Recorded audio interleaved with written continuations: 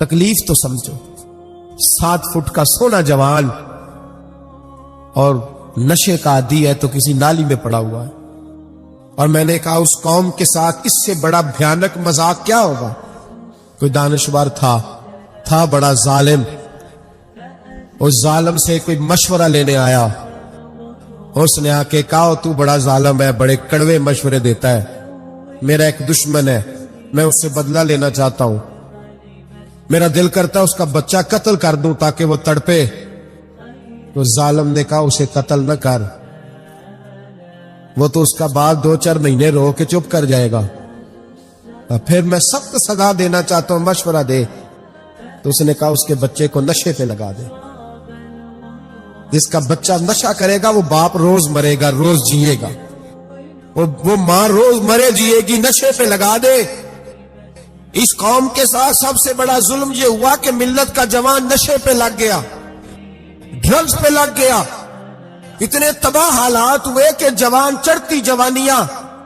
اماں نے کتاب دے کے بھیجا تھا اور کالج سے واپس آئے تو نشے کے ٹیکے ہاتھوں میں پکڑے ہوئے، ٹیکے. اور آپ کے اس ملک کے اسلام آباد میں ایک دن میڈیا نے وہ خبر بھی وائرل کی اور وہ چیز بھی دکھائی لوگوں کو. 3 مہینے کا بچہ لے کے نشئی سڑک پہ آ گیا اور اس نے کہا میرا نشہ ختم ہو گیا، میرا بچہ خرید لو، 2 پڑیاں دے دو. تو وہاں بیبیاں جو سن رہی تھی وہ بھی چیخیں مار کے رو رہی تھی. یہ ظلم کیا اس قوم کے ساتھ، اور کرپشن کی لعنت نے اجازت دی سپلائی کرنے والوں کو کہ گلی گلی بھیجے، گلی گلی. انہوں نے کچھ تھوڑا ظلم نہیں کیا ان حکمرانوں نے. اور ہماری اپوزیشن، اس کو نہ صرف اتنا پتا ہے کہ یہ جائیں اور ہم آئیں، اس سے زیادہ کوئی غرض نہیں. بھائی کرپشن کے خلاف نکلے ہو تم، نشے کے خلاف کس دن نکلو گے؟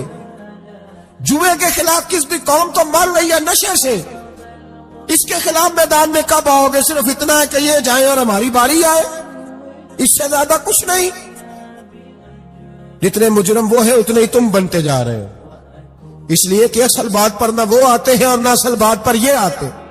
بھائیو، میرے نبی پاک صلی اللہ تعالی علیہ وسلم. اور ایک اور تماشا ہے، یہ میرے پہ اللہ کا یہ احسان رہا. اس لیے نہیں کہ میں پرہیزگار آدمی ہوں، نیک ہوں، اس لیے نہیں، ویسے ہی اللہ بعض اوقات اسباب بناتا ہے، سبب بناتا ہے. مجھے نہ شراب کے رنگ کا پتہ ہے، نہ اس کی خوشبو کا پتہ ہے، نہ میں نے کبھی زندگی میں دیکھی ہے. یہ کرم ہے میرے حضرت صاحب کا، میں نے نہیں دیکھی، مجھے نہیں پتا کیسی ہوتی ہے. کچھ باتیں میں نے سنی ہے. ایک محفل میں بیٹھا تھا مجلس میں، تو ایک شخص نے کہا کھانسی نہیں جاتی بچے کی. دوسرا اس کو مشورہ دے رہا ہے، کھانسی نہیں جاتی، بڑی دوائی دیسی بھی فلاں بھی بڑی کھائی، مشورہ دیا اس کو کہ تو اس طرح کر، اس کو نا شراب کے 2-4 چمچے پلاؤ. کہتے ہیں جی اس کو نا یہ پلاؤ تو صحیح ہو جائے گی. تو میں نے پلٹ کے اس کی طرف دیکھا، میں نے کہا کوئی عقل کر، کیا مشورہ کر؟ مولانا میرا تجربہ ہے. میں نے کہا تیرا تجربہ افضل ہے یا رسول اللہ کا فرمان زیادہ افضل ہے؟ تیرا تجربہ افضل ہے. حضرت ام سلمہ رضی اللہ تعالیٰ عنہ کہتی ہے میں نے عرض کی یا رسول اللہ صلی اللہ علیہ وسلم، میری بچی بڑی بیمار ہے، تو مجھے کسی نے کہا ہے یہ تھوڑی سی نشے والی چیز ہے، یہ بنا کے تیار کر کے دو، صحیح ہو جائے گی. بیمار ہے بچی تو یہ نشے والی چیز ہے، اس کو تیار کر کے دو، تھوڑا نشہ ہے. اگرچہ بعض، میں نے شروع میں کہا، بعض لوگ مریض کو، سخت مریض کو ایسی ادویات جو مجبوری بن جائے اس کی گنجائش اور اجازت دیتے ہیں. محتاط علماء تو اس میں بھی بہت ساری چیزیں پہلے بیان کرتے ہیں، لیکن اس نے کہا کہ نرا نشہ دینا ہے شفا کے لیے. حضرت ام سلمہ کہتی ہے میرے نبی پاک نے میری طرف دیکھا، میری طرف. تو میں نے کہا یا رسول اللہ آپ کیا فرمانا چاہ رہے ہیں؟ تو نبی پاک نے فرمایا ام سلمہ کبھی ناپاک چیز میں بھی شفا ہوئی ہے، کبھی ناپاک چیز میں بھی، کبھی شراب اور خمر میں بھی شفا ہو سکتی ہے.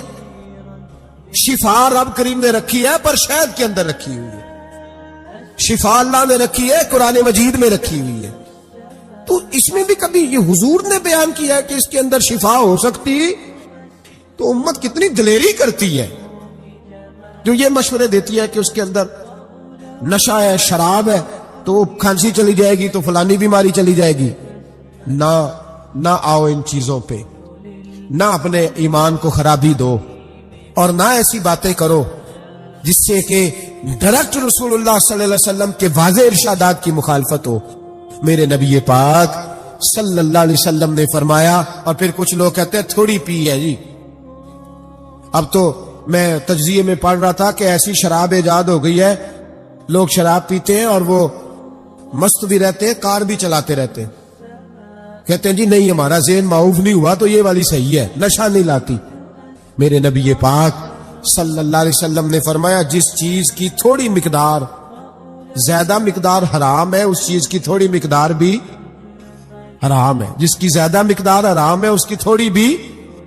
تو خمر اور شراب اگر فل پینا جائز نہیں تو تھوڑی پینا بھی جائز ہے، یہ حرام ہے اور حرام تھی اور قیامت تک حرام ہی رہے گی۔ میرے نبی پاک صلی اللہ علیہ وسلم نے منع کیا، اور حضور نے اظہار ناپسندیدگی فرمایا، اور میں 40 دن تو عبادت ہی قبول نہیں ہوتی شراب پینے والوں جب تک سچی توبہ نہ کرے۔ ایک دن صحابہ بیٹھے تھے سارے، حضرت ابوبکر صدیق بھی تھے، فاروق اعظم بھی تھے، عثمان غنی بھی تھے، ڈھیر ساری تعداد تھی صحابہ کی، سارے تشریف فرما تھے۔ حضرت عبداللہ ابن عمر رضی اللہ تعالیٰ عنہ حدیث کے راوی ہیں، اور مستدرک للحاکم کے اندر، ابن حبان کے اندر یہ روایت موجود ہے۔ فرماتے ہیں صحابہ نہ بات کر رہے تھے، اور بات یہ کر رہے تھے کہ یار لوگوں کو گناہوں سے کیسے روکا جائے، لوگوں کو گناہوں سے گفتگو صحابہ یہ کر رہے تھے۔ عبداللہ ابن عمر کہتے ہیں بیٹھے تھے اور یہ گفتگو کر رہے تھے کہ گناہوں سے پلاننگ جی ہوتی تھی، ان کی جو محفلیں ہوتی تھی نا بیٹھ کے، وہ خوش گپیاں نہیں ہوتی، بلکہ وہ تبلیغ کی، جد و جہد کی، لوگوں کو برائی سے منع کرنے کے لیے بیٹھتے تھے، اس پر منصوبہ بندی کرتے تھے، پلان کرتے تھے، آگے ترتیب دیتے تھے۔ گفتگو ہو رہی تھی تو اب آپس میں بات ہونے لگی کہ کون سا گناہ زیادہ برا ہے جس پر سب سے پہلے کام کیا جائے۔ تو دور ایک صحابی بیٹھے تھے، ان کا نام تھا عبداللہ ابن عمر، ایک عبداللہ بن عمر ہے اور ایک عبداللہ ابن عمر ہے۔ حضرت عبداللہ ابن عمر دور بیٹھے تھے، بڑے سمجھدار سیانے باریک بین آدمی تھے۔ تو حضرت عمر فاروق اپنے بیٹے سے کہنے لگے جا عبداللہ ابن عمر سے پوچھ کے آ کہ سب سے سخت گناہ کون سا ہے۔ توجہ ہے میرے بھائیوں، ادھر دیکھیے گا میری جانب، پوچھ کے آ کہ سخت گناہ کون سا ہے۔ عبداللہ بن عمر رضی اللہ تعالیٰ عنہ کی خدمت میں جب عبداللہ ابن عمر گئے تو جا کے کہنے لگے کہ صحابہ پوچھتے ہیں کہ آپ نے زیادہ وقت گزارا ہے نبی رحمت صلی اللہ علیہ وسلم کے پاس، تو بتلائیے برا گناہ کون سا ہے، سب سے سخت گناہ، تاکہ سب سے پہلے اس پر پابندی لگائی جائے، اس پر محنت کی جائے۔ تو حضرت عبداللہ ابن عمر کہنے لگے صحابہ کو جا کے بتا دو کہ سب سے برا گناہ شراب پینا ہے، سب سے برا گناہ، اور یہ ام الخبائث ہے، برائیوں کی جڑ ہے، گناہوں کی ماں ہے، یہ بنیاد ہے، باقی گناہ اسی سے شروع ہوتے ہیں۔ کہتے ہیں میں نے آ کے بتایا تو حضرت ابوبکر صدیق رضی اللہ تعالیٰ عنہ سیدنا فاروق اعظم کہنے لگے خود جاتے ہیں، ان کے پاس خود جاتے ہیں، چونکہ ہم نے بات سننی ہے، ہم خود جاتے ہیں اور ان سے جا کر کے سوال کرتے ہیں کہ اگر آپ کو اس تفصیل کا پتہ ہے نا تو اس کے پیچھے بھی کوئی تفصیل ہوگی جو میرے نبی پاک نے بیان کی ہوگی صلی اللہ تعالی علیہ وسلم، اس تفصیل کا بھی آپ کو پتہ ہوگا جو نبی پاک نے بیان کی ہوگی، اس بات کے پیچھے جو بیک گراؤنڈ ہے، جو پس منظر ہے۔ فرماتے ہیں کہ ہم اٹھے، عبداللہ ابن عمر کے پاس گئے، ان سے جا کے پوچھا کہ جناب آپ نے یہ تو فرمایا ہے شراب ام الخبائث ہے، تو اس کے پیچھے پس منظر کیا ہے؟ تو عبداللہ ابن عمر کہنے لگے یہ میں نے اپنے پاس سے نہیں کہا، یہ میں نے نبی پاک سے سنا ہوا ہے۔ حضور سید عالم صلی اللہ علیہ وسلم بیٹھے تھے تو حضور نے فرمایا شراب یہ نشہ، یہ برائیوں کی ماں ہے۔ اور پھر حضور نے ایک مثال بیان فرمائی، نبی رحمت علیہ السلام نے فرمایا بنی اسرائیل کا ایک واقعہ ہے، ایک خوبصورت جوان تھا، ایک عورت کا دل آ گیا اس پر۔ یہ یاد رکھ لیں، ہم لڑکوں کو منع کرتے رہتے ہیں لیکن ہمیں گھر کی بچیوں پر بھی توجہ دینی ہوگی, ہمیں ان کے فون پر بھی نگرانی کرنی ہوگی, ہمیں وہاں بھی غور کرنا ہوگا. اس لیے کہ اگر کوئی بچی گنجائش نہ دے تو میرا خیال ہے کہ لڑکا جرت کرنے کی طاقت نہیں رکھتا. تو وہاں بھی ان کی اماں سے کہے کہ پابندی لگائے, بچی کسی کا موبائل لے کر کے کہیں اس کو استعمال تو نہیں کر رہی, اس پودے پر بھی توجہ دے, درخت بننے سے پہلے اس کی بھی نگرانی کریں. یہ بھی بڑا ضروری کام ہے. عورت کا دل آ گیا تو نبی پاک علیہ الصلوۃ والسلام فرماتے اس نے کوئی بہانہ لگایا, کسی کو کہا کہ اس نوجوان کو بلا کے لاؤ, اس کو کہو کہ ہم نے کوئی گواہی لینی ہے تجھ سے. وہ نوجوان آیا, ایک کمرے میں داخل ہوا تو اگلے کمرے میں لے گئے, وہاں داخل ہوا تو اس سے اگلے کمرے میں لے گئی, وہ داخل ہوا تو اسی طرح 7 مکفل کمروں میں لے گئی.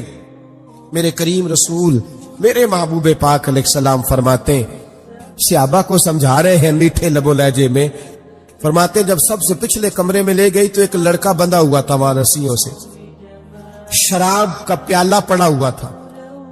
اور بی بی کہنے لگی کوئی گواہی شواہی نہیں لینی, تجھے اس لیے بلایا ہے کہ تیرے اوپر دل آ گیا ہے, اب میرے ساتھ منہ کالا کر. تو وہ جوان کہنے لگا نہیں, میں نے اپنے نفس کو پاک رکھا ہوا ہے, میری نظر بھی پاک ہے, دل بھی پاک ہے, اور اس کی برکت یہ ہے کہ رب نے میری روح کو بھی پاک رکھا ہوا ہے, تو میں یہ حرکت نہیں کر سکتا. پاک لوگ پلید کاموں کی جانب توجہ نہیں کرتے, میں یہ حرکت نہیں کر سکتا.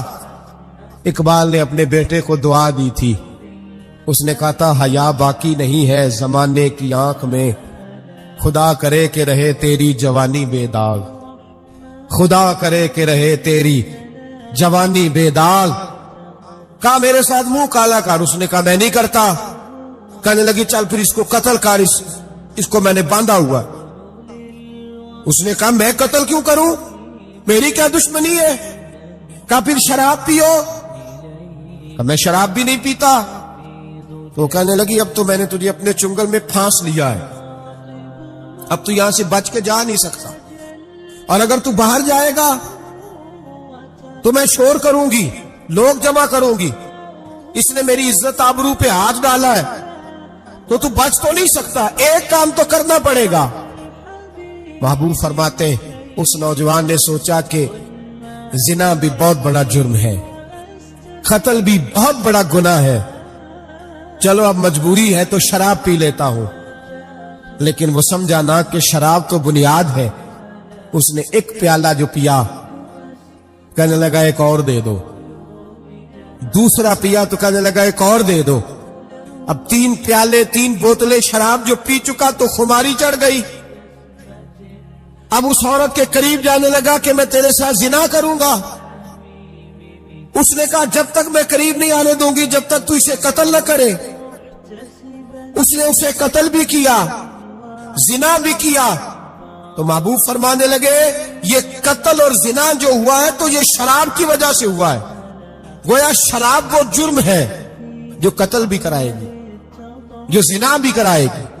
اور اگر آپ نشئی کو دیکھیں, اگر آپ شرابی کو دیکھیں تو کیا وہ ڈکیتیاں نہیں کرتا پھرتا, وہ چوریاں نہیں کرتا, وہ اپنی ہی ماں کا زیور نہیں بیچ آتا, وہ اپنی ہی بہن کا پڑا ہوا جہیز نہیں بیچ آتا, وہ اپنے ہی گھر میں ڈاکے نہیں ڈالتا, وہ اللہ کے گھر مسجد میں آ کر کے چوری نہیں کرتا. اس نے اس لیے کرتا ہے کہ یہ نشہ, یہ شراب, یہ ماں ہے گناہوں کی, یہ جڑ ہے. ملت کے لوگوں یاد رکھو, اس امت, اس پاکستان کے ساتھ جہاں بہت سارے ظلم ہوئے, وہاں بڑا ظلم یہ ہے کہ بہت بڑا طبقہ جوانوں کا نشے کا عادی ہے. وہ نشہ انہیں عشق مجازی اور عورتوں کے عشق کی جانب لا رہا ہے. وہ نشہ چوریاں کرا رہا ہے, قتل کرا رہا ہے, ڈکیتیاں کرا رہا ہے. بہت بڑے ظالموں نے بہت بڑے ہاؤس بنائے ہوئے ہیں جن کے اندر شراب فراہم کی جاتی ہے, نشہ دیا جاتا ہے. میں نے تو ایسے ایسے لفظ سنے کہ الیکشن کے دنوں میں ووٹ لینے کی خاطر سیاستدان انہیں نشہ فراہم کرتے ہیں, انہیں باندھ کے رکھتے ہیں, روز تمہیں پڑیا ملے گی. ووٹ ہمیں ڈالنا اتنا ظلم, اتنی زیادتی, اتنا جبر ایک انسان کے ساتھ کھیلنا. لوٹ آؤ, پکڑو ان کا دامن, اپنے گھروں کو بچاؤ, اپنے دوستوں کو بچاؤ. جاگو جاگو امت کے لوگوں, جاگو.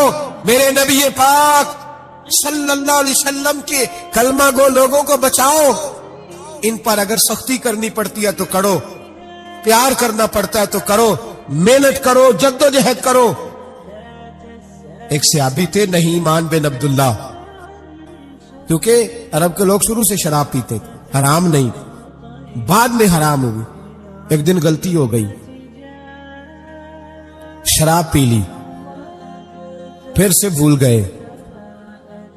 اب کسی نے پرچہ نہیں کٹایا, مخبری نہیں کی, شکایت نہیں لگائی. جب نشہ اترا تو خود ہی خیال آیا یہ میں کیا کر بیٹھا ہوں. خود احساس تو احساس بھی نہیں نہ ہوتا. دوڑے آئے نبی پاک کی بارگاہ میں اور آ کے ہاتھ باندھے, یا رسول اللہ صلی اللہ علیہ وسلم مجھے پاک کر دے. آقا اور روتے جا رہے. حضور نے صحابہ سے کہا دیکھو اس کے منہ سے شراب کی بدبو آتی ہے. کہا حضور آ رہی ہے. ماں زیادہ پیار کرتی ہے یا رسول پاک؟ باپ زیادہ پیار کرتا ہے کہ نبی پاک؟ حضور بھی رحمت للعالمین ہے امت کے لیے, لیکن جب ثابت ہو گیا نا کہ شراب پی ہے تو پھر میرے محبوب نے فرمایا اب اس کی اصلاح ضروری ہے. حکم دیا, اور جب بات کی تو جاہو جلال کے عالم میں کی, روب اور دبدبے. فرمایا لے جاؤ باہر, ستون سے باندھو, کوڑے مارو. حضرت ابو ہریرہ کہتے ہیں اسے کوڑے لگ رہے تھے, کوڑے. تو میرے نبی پاک اندر بے چینی کے عالم میں ٹہل رہے تھے. کبھی ادھر جاتے, کبھی ادھر جاتے, کبھی ادھر آتے, کبھی ادھر. یا رسول اللہ صلی اللہ علیہ وسلم آپ اس کے لیے یہ کر رہے تو شراب پی کے آیا ہے. تو میرے حبیب نے فرمایا تو نے غلطی کرنا دیکھا ہے, احساس کرنا نہیں دیکھا. خود چل کے آنا, معافی مانگنا نہیں دیکھا. میرے نبی پاک نے فرمایا غلطی ہوئی ہے تو میں نے سزا بھی دی ہے, اور مجھے امید ہے آئندہ غلطی کرے گا بھی نہیں. لیکن غلطی ہو گئی تو کیا ہوا, وہ خدا سے بھی پیار کرتا ہے, محمد مصطفیٰ سے بھی پیار کرتا ہے. ان لوگوں کو معاشرے سے کاٹے نا, ان کو جہاز کہہ کے, نشئی کہہ کے کاٹے نا. یہ کسی ماں کی آنکھوں کے تارے ہیں, یہ کسی بہن کے راج دلارے ہیں, کسی بیوی کے سر کا تاج ہے. کوئی بیٹی انتظار کر رہی ہے کہ میرا باپ شام کو گھر آئے گا. او بھائیو, ان پر محنت کرو, ان کے علاج کراؤ, جدوجہد کرو ان کے لیے, انہیں توبہ کی طرف لاؤ. میرے شیخ پیرانے سلسلہ حضرت جنید بغدادی رحمت اللہ تعالی علیہ تقریر کر رہے تھے تو ایک شرابی پہ اثر ہو گیا, دوڑا ہوا آیا, کہنے لگا حضور ہر روز شراب پی ہے, 40 سال ہو گئے شراب پیتے, آپ کی باتیں دل کو لگ گئی ہیں, لیکن آج توبہ کروں گا تو اللہ معاف کر دے گا. حضرت جنید بغدادی فرمانے لگے تیرا کوئی انتظار کر رہا ہے؟ تو کہنے لگا حضور نشئیوں کا, شرابیوں کا کون انتظار کرتا ہے؟ کچھ زمانہ اماں انتظار کرتی تھی, اب سمجھ گئی وہ نہیں آئے گا. کون انتظار کرتا ہے؟ سمجھ گئی وہ نہیں آئے گا. کچھ عرصہ بیوی نے انتظار کیا, سمجھ گئی کسی نالی میں پڑا ہوگا, نہیں آئے گا. بہن بھائی بال بچے انتظار کرنا چھوڑ گئے, اب میرا کوئی نہیں انتظار کر رہا. حضرت جنید بغدادی رو پڑے, فرمانے لگے نہیں, رب کی رحمت تیری توبہ کا ابھی بھی انتظار کر رہی ہے, خدا کا کرم تیری توبہ کا انتظار کر رہا ہے. آ جا, دروازہ کھلا ہوا, لوٹ آیا. وہ شخص کہتا ہے جب بات سنی تو اللہ اکبر کہا, کپڑے پھٹ گئے, قدموں میں گرا, وضو کیا, غسل کیا, مسجد آیا, کہنے لگا یا اللہ تو واقعی راضی ہے, واقعی راضی ہے. تو فرماتے جب وہ رو رو کے یہ دعا کر رہا تھا تو مسجد کے ہر کونے سے آواز آنے لگی تو نے سچی توبہ کر لیا تو تیرا رب راضی ہو گیا ہے, ان کو پکڑ کے لاؤ. اور حضرت جنید نے یہ بات سیکھی کہاں سے؟ حضرت سیری سختی سے. حضرت سیری سختی آپ کے مرشد دے تو گزر رہے تھے گلی میں, ایک درخت کے نیچے رش بڑا تھا, درخت تھا تو لوگ وہاں کٹے تھے. रश था तो आपने कहा जुनैद पता तो कर यहां क्या है।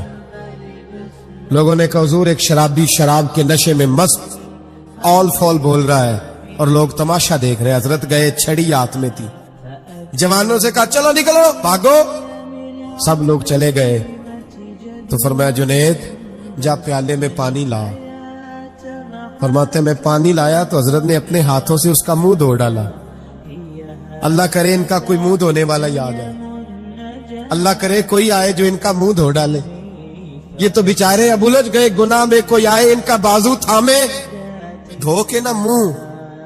तो रब करीम के वली की आंखों में आंसू आए और कहने लगे अल्लाह मैंने मुंह इसलिए धोया है कि जितने लोग शराब की बू सूंघेंगे इसके शराबी होने पे गवाह बनेंगे।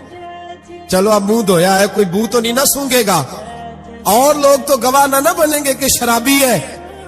और फिर रो के कहने लगे ए अल्लाह जो मेरी ताकत थी वो मैंने कर दिया, अब जो तेरे कब्जे में है तो भी रहमत फरमा। मेरी ताकत में मुंह धोना था, मैंने धो डाला है, तू दिल धो दिया करता है, मेहरबानी कर इसके दिल को भी सफाई अता फरमा दे। ये कह के चले गए।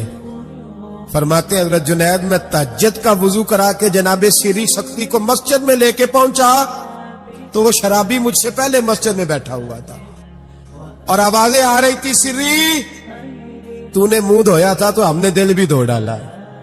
धो डाल, इनके बाजू थामो।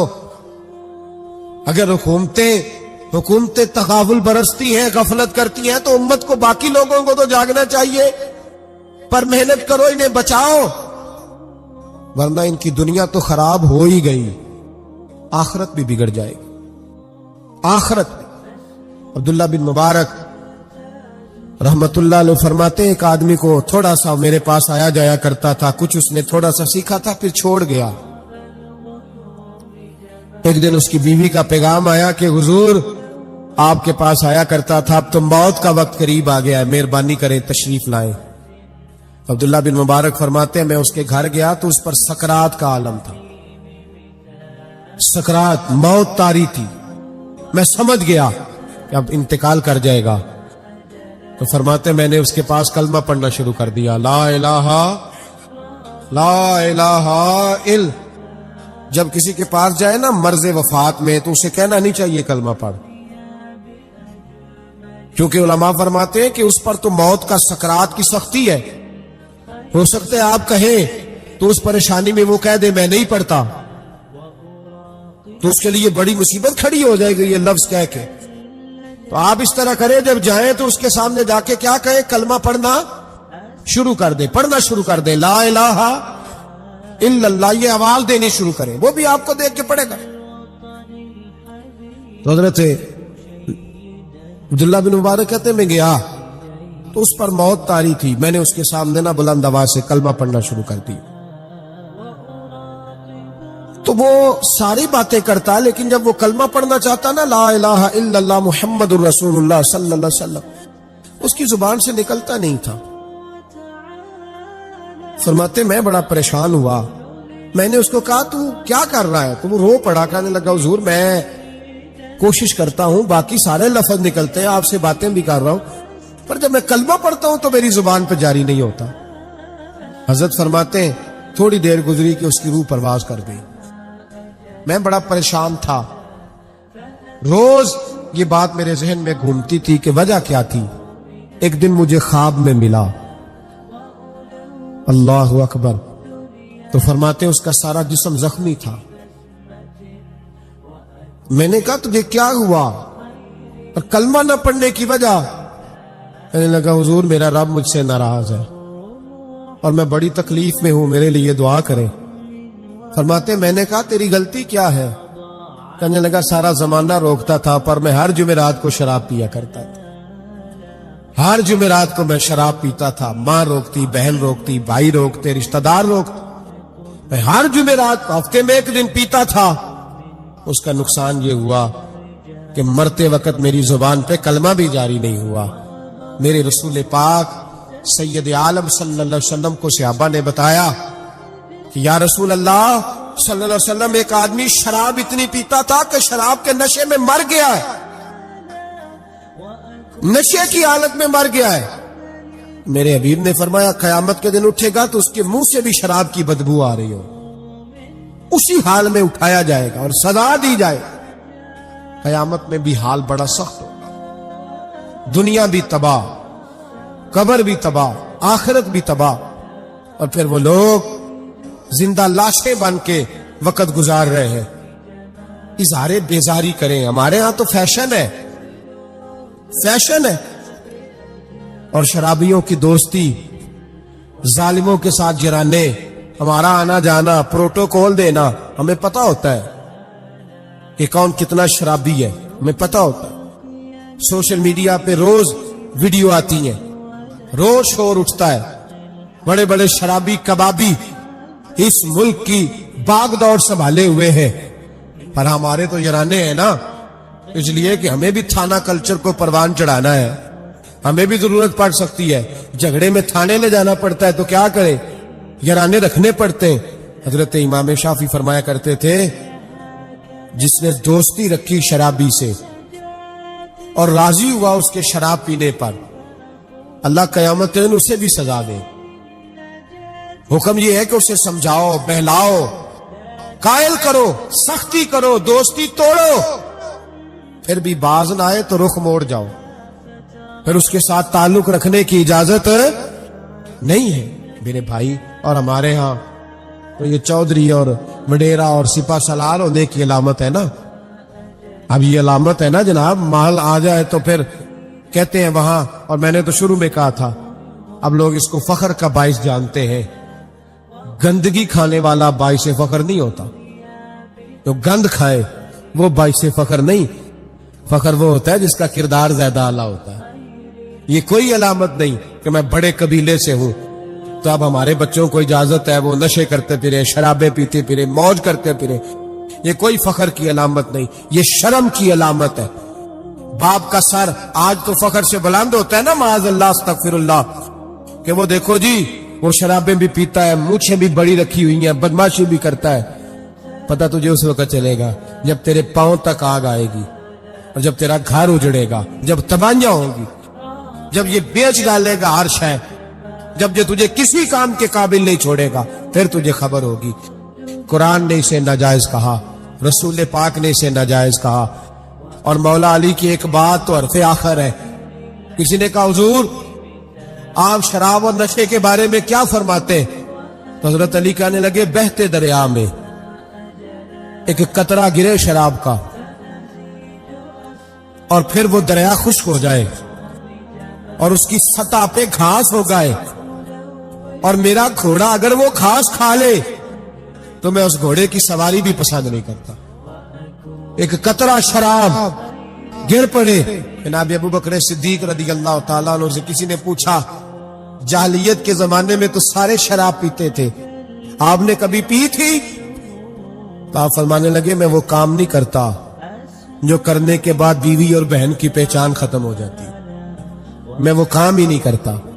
اتنا غلیظ کام کیسے کروں کہ جو پینے کے بعد یہی خبر نہ ہو کہ بیوی کون سی اور بہن کون سی ہے۔ میں یہ کام نہیں کرتا جو انسان کو رشتوں کی پہچان ہی بھلا دے، میں وہ کام کرتا ہوں جس میں انسان کا شعور بیدار رہتا ہے، عقل بیدار رہتی ہے، اپنی زندگی کو سنوارے، اور اگر کسی جگہ یہ غلطی ہے تو کھری اور سچی توبہ کرے، اور اگر دائیں بائیں کوئی ایسا شخص ہے تو اس کا بازو تھامے، محنت کرے، ٹائم دے، اسے اس دلدل اور گندگی سے باہر نکالے، یہ بہت بڑی نیکی ہوگی۔ اور ان بہروپیوں کو پہچانے انہوں نے تھوڑے سے پیسوں کے لیے ملت کے جوانوں کی رگوں میں نہیں زہر انڈیل دیا ہے اور تباہی پھیلا دی ہے۔